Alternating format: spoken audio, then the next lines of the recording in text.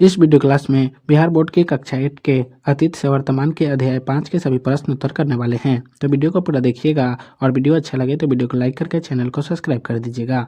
और इस क्लास का पीडीएफ टेलीग्राम पर मिल जाएगा, जिसका लिंक डिस्क्रिप्शन बॉक्स में है। तो चलिए वीडियो को शुरू करते हैं। अध्याय 5 है शिल्प एवं उद्योग, जिसका पहला प्रश्न है, जामदानी बुनाई वाले कपड़े महंगे क्यों होते थे? इसका उपयोग सिर्फ रजवाड़े परिवार के लोग ही क्यों करते थे? तो इसका उत्तर होगा, बारीक मलबल पर जामदानी बुनाई की जाती थी, जिस पर करघे से सजावटी डिजाइनें बनाई जाती थी। आमतौर पर इसमें सूती और सोने के धागे का इस्तेमाल किया जाता था। ढाका तथा लखनऊ इस तरह के बुनाई के केंद्र थे। मलमल का कपड़ा महंगा तो था ही, उस पर जामदानी बुनाई में सोने के धागे के प्रयुक्त होने से ये कपड़े अत्यंत मूल्यवान या महंगे हो जाते थे। इनको खरीदना भारत के रजवाड़े परिवार के लोगों द्वारा ही संभव था, इसलिए जामदानी बुनाई वाले महंगे कपड़े का उपयोग सिर्फ रजवाड़े परिवार के लोग ही करते थे। 2 नंबर प्रश्न है, मुक्त व्यापार की नीति क्या थी? तो इसका उत्तर होगा, मुक्त व्यापार की नीति के द्वारा भारतीय व्यापार पर कंपनी का एकाधिकार समाप्त हो गया था। अब इंग्लैंड का कोई भी व्यक्ति भारत के साथ स्वतंत्र रूप से व्यापार कर सकता था। 3 नंबर प्रश्न है, उद्योग में लगे हुए भारतीय कारीगर उद्योग को छोड़ कृषि की तरफ क्यों लौट गए? तो इसका उत्तर होगा, ने भारतीय वस्त्र उद्योग को आघात पहुंचाने के लिए मुक्त व्यापार की एक तरफा नीति अपनाई।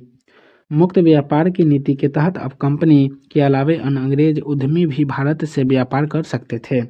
भारत से जो सामान इंग्लैंड जाता था उस पर वहां आपात कर लगता था, लेकिन जो सामान भारत में आता था उस पर कोई कर नहीं लगता था।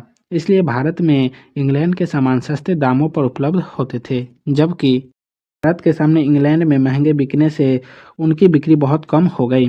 परिणाम स्वरूप भारतीय बुनकरों एवं सूत काटने वाले की आर्थिक स्थिति बिगड़ने लगी। रेलवे के विकास से भारत के ग्रामीण क्षेत्रों में भी इंग्लैंड की वस्तुओं का पहुंचना शुरू हो गया। अब हस्तशिल्प की वस्तुओं की कीमतें बढ़ गई और मशीन निर्मित चीजें बाजार में सस्ती मिलने लगी। शिल्प एवं उद्योग में लगे हुए कारीगर बेकार होने लगे और वे बाध्य होकर कृषि की तरफ लौटने लगे। 4 नंबर प्रश्न है, निः औद्योगिकीकरण से आप क्या समझते हैं? तो इसका उत्तर होगा, निः औद्योगिकीकरण का अर्थ होता है जब देश के लोग शिल्प एवं उद्योग को छोड़कर खेती को अपनी जीविका का आधार बना लें। 5 नंबर प्रश्न है, अंग्रेजी सरकार ने इंग्लैंड के कपड़ा उद्योग को बढ़ावा देने के लिए क्या किया? भारतीय उद्योगपतियों को यह सुविधा क्यों नहीं मिली? भारत में स्टील के उत्पादन से भारतीयों को क्या लाभ मिला? तो इसका उत्तर होगा, अंग्रेज सरकार ने इंग्लैंड के कपड़ा उद्योग को बढ़ावा देने के लिए मुक्त व्यापार की नीति अपनाई। इसके तहत अब कंपनी के अतिरिक्त इंग्लैंड के अन्य व्यवसायी भी भारत में खुलकर व्यापार कर सकते थे। यह नीति एक तरफा थी। अंग्रेजों ने इंग्लैंड से भारत आने वाले सामानों पर तो कोई कर नहीं लगाया, पर भारत के सामानों को इंग्लैंड में बिक्री पर आयात कर लगा दिया, ताकि भारतीय सामान इंग्लैंड में महंगी हो जाए और उनका खरीदार न मिल पाए। भारतीय उद्योगपतियों ने यह सुविधा जब मांगी कि इंग्लैंड से आ रहे कपड़ों पर सरकार विशेष कर लगाए, ताकि वे भारत में यहाँ के बने हुए कपड़ों से महंगा बिके। पर अंग्रेजों ने ऐसी नीति नहीं अपनाई, ताकि भारत का औद्योगिक विकास धीमा रहे।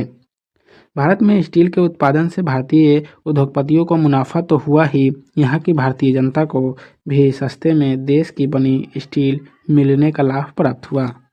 6 नंबर प्रश्न है, मशीन उद्योग के शुरू होने से पूर्व भारत में किस तरह का उद्योग था? मशीनी उद्योग की आवश्यकता भारतीयों को क्यों पड़ी? तो इसका उत्तर होगा, मशीन उद्योग के शुरू होने से पूर्व भारत में कुटीर उद्योग एवं हस्तलिखित उद्योग थे। अंग्रेजों ने रेलवे का विकास कर मशीनीकरण एवं उद्योगों के विकास की राह खोल दी थी। अब विकास की डगर पर आगे चलने के लिए भारतीयों को मशीनी उद्योगों की आवश्यकता पड़ गई। यह काम वे नहीं करते तो अंग्रेज लोग यहाँ भी छा जाते। अभ्यास का पहला प्रश्न है, सही विकल्प को चुनें। पहला प्रश्न है, 18वीं शताब्दी में भारत का प्रमुख उद्योग निम्नलिखित में से कौन था? तो वस्त्र उद्योग। 2 नंबर प्रश्न है, federation of India chamber of commerce and industries की स्थापना कब हुई? तो सन 1927 ईस्वी में। 3 नंबर प्रश्न है, जूट उद्योग का प्रमुख केंद्र कहाँ था? तो बंगाल में।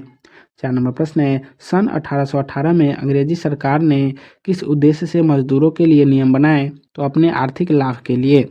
5 नंबर प्रश्न है, all India trade union Congress की स्थापना कब हुई? तो 1920 ईस्वी में। 2 नंबर प्रश्न है, निम्नलिखित के जोड़े बनाएं। पहला है जूट उद्योग, जूट उद्योग का हो जाएगा बंगाल। दूसरा है ऊनी वस्त्र उद्योग, तो ऊनी वस्त्र उद्योग का हो जाएगा कश्मीर। तीसरा है जामदानी बुनाई, जामदानी बुनाई का हो जाएगा लखनऊ। चौथा है लौह उद्योग, लौह उद्योग का हो जाएगा जमशेदपुर। और पांचवा है नील बागान उद्योग, तो नील बागान उद्योग का हो जाएगा चंपारण। आइए विचार करें का पहला प्रश्न है, कैलिको अधिनियम से क्या उद्देश्य थे? तो इसका उत्तर होगा, अपने उद्योग को बढ़ावा देने के लिए इंग्लैंड ने सन 1720 ईस्वी में कैलिको अधिनियम बनाया। इसके अनुसार इंग्लैंड में भारत के बने छापेदार सूती कपड़े और छींटे के इस्तेमाल पर पाबंदी रोक लगा दी गई और उनकी आयात को इंग्लैंड में रोक दिया गया।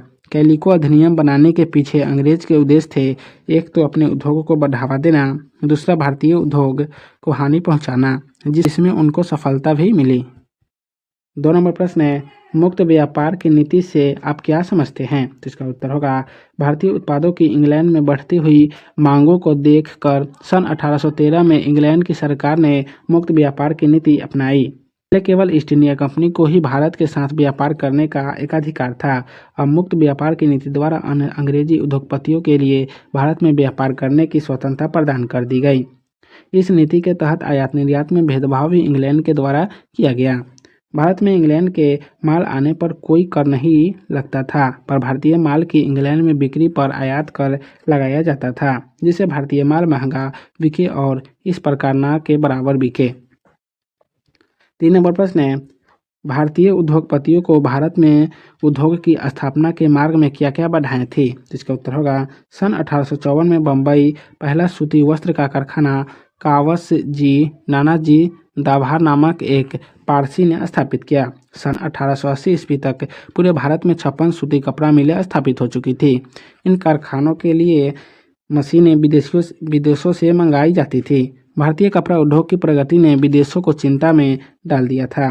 भारतीय उद्योगपतियों के सामने समस्या यह थी कि यदि किसी तरह अंग्रेज सरकार भारतीय उद्योगों को बढ़ावा देने का कार्य करती तो उत्पादन क्षमता में वृद्धि की जा सकती थी। अतः उन्होंने मांग की इंग्लैंड से आ रहे कपड़े पर सरकार विशेष कर लगाएं ताकि वे भारत में यहाँ के बने हुए कपड़ों से महंगा बिके। लेकिन अंग्रेजों ने ऐसा नहीं किया, बल्कि ऐसा नीति अपनाई कि भारत का औद्योगिक विकास धीमा रहे। साथ ही अंग्रेज के निर्देश पर बैंक ऊंचे ब्याज दर पर भारतीय उद्योगपतियों को कर्ज देते थे, जिससे उन्हें काफ़ी परेशानी होती थी। 4 नंबर प्रश्न है, मजदूरों के हित में पहली बार कब नियम बनाया गया? उन नियमों का मजदूरों पर क्या प्रभाव पड़ा? तो इसका उत्तर होगा, भारतीय उद्योगपतियों भारतीय मजदूरों से 15 से 16 घंटे से लेकर 18 घंटे तक काम कराते थे। उन्हें कोई सुविधा भी नहीं देते थे और बेहद कम मजदूरी देते थे। अतः मजदूरों ने हंगामा व हड़ताल कर दिया। भारतीय उद्योगपतियों ने उनकी मांगों को नहीं माना। उनकी मांगों को मानने का मतलब होता है मालिकों का खर्च बढ़ जाता और कारखानों में बनी वस्तुओं का दाम बढ़ जाता। ऐसी स्थिति में इंग्लैंड की बनी वस्तुएं सस्ती और भारत में बनी वस्तुएं महंगी हो जाती और भारतीय उद्योग का विकास धीमा पड़ जाता। अपने स्वार्थ के लिए इंग्लैंड के उद्योगपतियों ने भारतीय मजदूरों का साथ दिया। अंग्रेजी सरकार ने सन 1881 में मजदूरों के हित में पहली बार नियम बनाए, जिससे आज मजदूरों की स्थिति में सुधार हुआ। 5 नंबर प्रश्न है, स्वतंत्रता प्राप्ति के बाद भारत सरकार ने मजदूरों की स्थिति में सुधार के लिए कौन कौन से कदम उठाए? तो इसका उत्तर होगा, स्वतंत्रता प्राप्ति के बाद भारत सरकार ने मजदूरों की स्थिति में सुधार के लिए न्यूनतम मजदूरी कानून बनाकर मजदूरों को निश्चित किया, जिससे उसकी स्थिति में और सुधार आने लगा। उनके काम के घंटों में कमी की गई, साप्ताहिक के अवकाश दिया गया, काम के दौरान घायल हुए श्रमिकों को मुआवजा देने का नियम भी बनाया गया, जिससे मजदूरों की स्थिति पहले से सुधरी। तो आज के इस वीडियो क्लास को यहीं समाप्त करते हैं, फिर मिलेंगे नेक्स्ट वीडियो में। तो आप सभी को वीडियो देखने के लिए बहुत बहुत धन्यवाद।